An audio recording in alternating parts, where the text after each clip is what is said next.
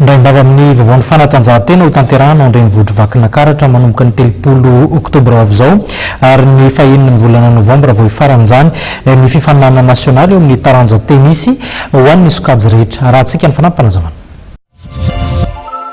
Nahitambokany teo amin'ny taranja hafa ny fanapareahana ny fiadinan'ny tompontakan'ny Madagasikara any amin'ny faritra hafa ivelana Antananarivo Oitsy Aliva Rajaobelona filohan'ny Federasiona Malagasy ny taranja tenisy. Arak'izany dia resy lahatra ihany koa ny Federasiona ny taranja tenisy fa hitondra ny faninanany any Antsirabe amin'ny taona 2024 ity. Tsy mora ho an'ny rehetra nefa ny fahatongavana any Antsirabe ka hitondra ny anjara biriky ny fanohanana ireo mpilalao izay andray anjara amin'izany faninanana izany ny Federasiona.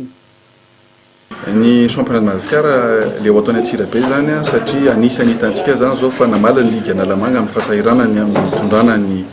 mpilalao avy eto Analamanga ho anay satria betsaka ny mpilalao no hitana hoe mendrika tokony hanohy an'izany hatramin'ny farany ary ny championnat national izay eritreretinay fa io moa zany no hamaranana ny saison eto Madagascar dia tsy afaka nijery fotsiny ny fédération satria ao anatin'ny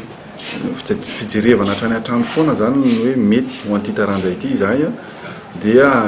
tsy maintsy nolotra zany fanampiana ho an'ireo mpilalao izay sahirana ny mety fandehanany any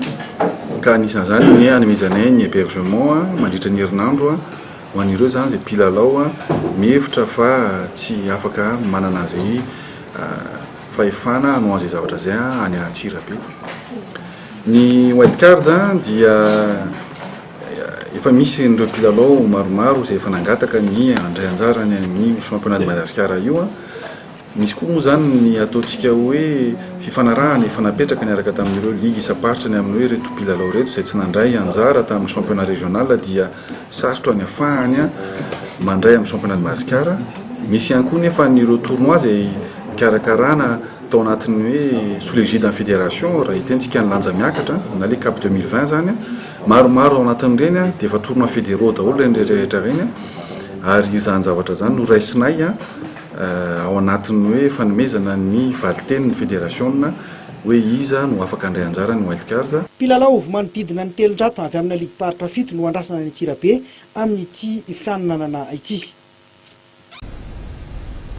Eny ary mpijery-jaina tapitra ny fampalalana vaoantsika tamin'ity takariva ity makasitraka fenanao ary mitoy ihany koa ny fandara eto avy eto lavitra Maro TV mametraka ny veloma mandrapitafa ao manaraka indray makasitraka tompoko.